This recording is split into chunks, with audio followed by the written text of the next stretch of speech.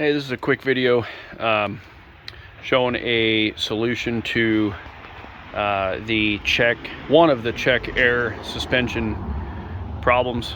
This is a 2010 Expedition oh god, what is it? I don't even remember. It's EL Max. It's the extended version, but I imagine it's the same setup. Yeah, Limited Max. I imagine it's the same suspension setup in any of this generation of Expedition. I think this is 4th gen, the 2010. But you guys can see, so yesterday I was just sitting with the rig running in a parking lot watching DVD with the kids, and all of a sudden my compressor kind of cycled a couple times and shut off, and it popped up on the message display in the dash and said check air suspension. And it just immediately started bleeding out and started squatting. And the problem is my tires are a little bit oversized. Instead of the 275 5520s, I've got on the stock wheels, I've got a 20 by I think 9.5 -1 offset, so the tires and wheels stick out a little bit more. On a 285 55 20, so the tires are a little bit wider, a little bit taller, and under normal driving conditions they fit totally fine. They don't rub at all. It's a perfectly fine size upgrade, but because the air ride failed, tires rub real bad. Thankfully it didn't really bleed out all the way until I was home, but the tires were rubbing real bad. I mean, it's not drivable like this.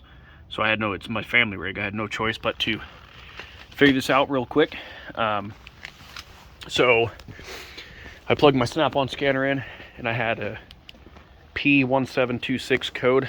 I don't remember what the definition was, but it didn't make any sense to me. So I did a couple quick checks. I checked the ride height sensors in the back. I disconnected the lower point and watched the voltmeter on the Snap-on scope as I raised and lowered it to simulate the suspension going up and down, and the voltage raised and lowered accordingly, so both sensors appeared to be working. All the fuse and relays for the rear air suspension checked out, which in the book it's called RAS. In the fuse relay center under the hood here, and the hang on just a second. The main relay, that gray one in the corner there, that's the one that clicks to engage the compressor. So again, in my scanner, I went into the mode that lets me force engage the compressor. And when I do that, that solenoid clicks and voltage goes down the wire there to the compressor, but it does not, the compressor would not turn on. This thing's really easy to get to. It is the headlight, under the passenger headlight. You just take off the two 10mm bolts there, and then there's just a couple clips that hold it on, so you just have to kind of do a quick yank and they'll kind of pop loose. One of mine did break, unfortunately, but it'll still stay in there all right, I think. And then you got to kind of wiggle it and finagle it a little bit at this sweet angle to get the thing out, but it's not hard. It comes out pretty easily. I just leave the thing connected there out of the way, and the compressor itself is just held on by a bolt there. Just a second here. Bolt there, and then there's one last one down there that you can get to with a gear wrench underneath the vehicle. You could either take the fender liner off, or I was able to squeeze a gear wrench in there, and it's kind of a tight squeeze, but I was able to get it out. It might fight me a little bit getting back in, but I'll be able to pull it off. So otherwise, once that's done, the compressor will just come right out. And I tested the compressor also. Red is positive, black is negative, obviously. I just ran a little bit of test wire just to the positive and the negative. I just shoved it down in the terminal there, positive, negative, and I just went straight to the battery real quick to supply immediate voltage to that compressor, no strings attached, and it did not turn on. I did the same thing with the new compressor, plugged in my test wires, hot to the battery, boom, immediately the compressor turns on without fail. So obviously it's just a compressor failure. Like I said, both of the ride height sensors seem to be working fine. I've never had any sort of issue with the shocks, the air shocks in the back bleeding out, so I pretty much suspected this compressor was bad. So it's not really, it's hard. I mean, it's literally just two 10 millimeter bolts. You need a 1/2 inch or 13 mil, I would imagine would probably work. Gear wrench, you could use a normal wrench, but it's going to take a lot longer. And then just a like 3/8 ratchet and a 1/2 inch or a 13 on these two, and the thing comes right out. And then you just swap a couple plugs around. I paid 300 bucks at O'Reilly's for the compressor. No other parts required, and it's going to fix my issue. So hopefully this helps you guys. All right, and this is just another, pardon the angle, I'm just trying to rest my phone how I can here. So this plug here, there's a little tab here that comes up and engages right here. It's like a little T tab that engages there. There is another one in the back also on the underside. Don't worry if you break the tabs on these. Both of mine broke off because they're real brittle just from being old, being 10 years old. The new compressor has a new plug on it, obviously, like I showed you guys. So just make sure you don't screw up the pigtail lead on the actual vehicle harness. But other than that, you get the bolts out of the way, unplug that, and then this thing might be tricky. I mean, this is 100% something that just a basic person with very little vehicle knowledge could do.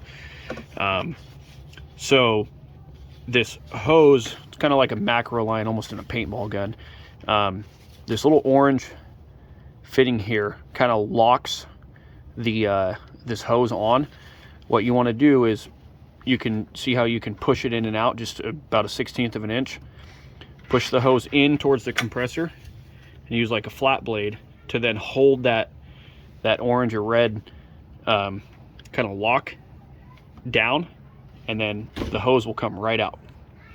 This thing, when this orange thing is extended out like that, locks that hose in place. So by pushing it in and then holding it in with the screwdriver, you're able to just slide that hose right out. And it goes in the new one. So imagine this is the new compressor now. You just take that, slip it right in there, boom.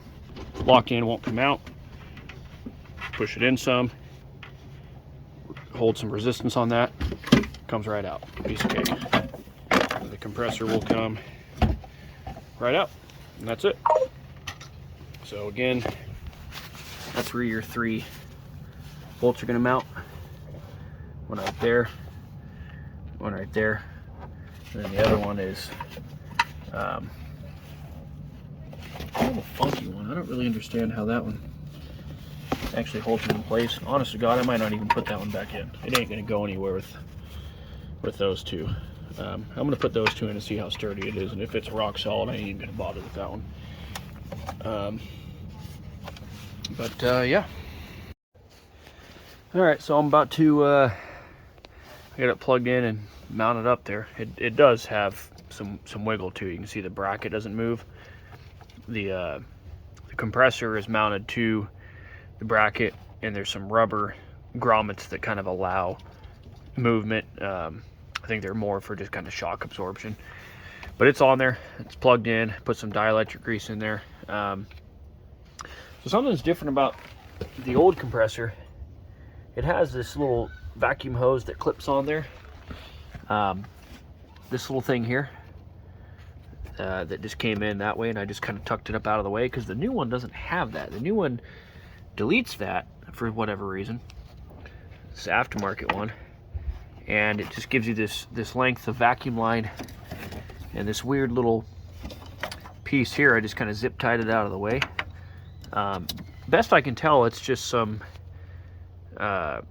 updated version of that. I've seen people on YouTube elsewhere saying this thing's kind of pointless now. I don't even know where it goes. It just kind of goes off into the fender there, like it's just some sort of relief valve or something. I'm assuming this is just some updated version, but the instructions when you go to the website of the the company. It's Arnott, and that's the part number there. You go to their website using the instructions and look up the installation guide on this. It shows you, you know, more or less how to do this, but it makes no mention of that design change at all. So, but I've already fired it up a little bit and confirmed that the compressor does turn on now and it starts to lift. So I just want to show you guys. That's all I did, is swap that compressor after that. I think it was a P1726 code, I think is what it was. And it seems to work. So let's fire it up here.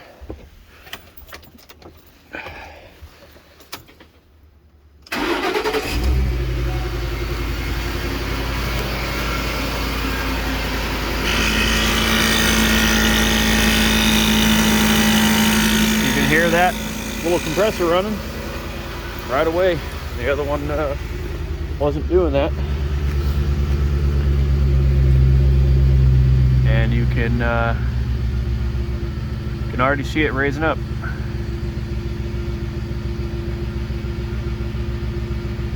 Real quick. So thankfully there's no real damage done to the tires, just a little bit of kind of scuff. Scuff marks, no actual damage.